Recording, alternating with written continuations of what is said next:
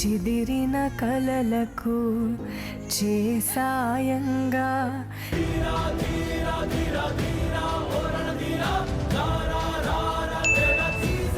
సాయంకాలం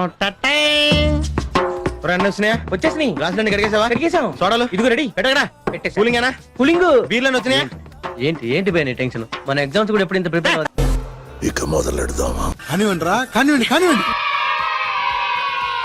నేను జనవరి 1 నుంచి అమ్మ సాక్షిగా చెప్తున్నా, జనవరి 1 నుంచి మందు తాగను. సూపర్ అసలు. ఇదిగో మనకి మందు సరిపోతుందో లేదో, ఎందుకైనా మంచిది ఇంకో లోటు తెప్పియండి. అలాగే బావా.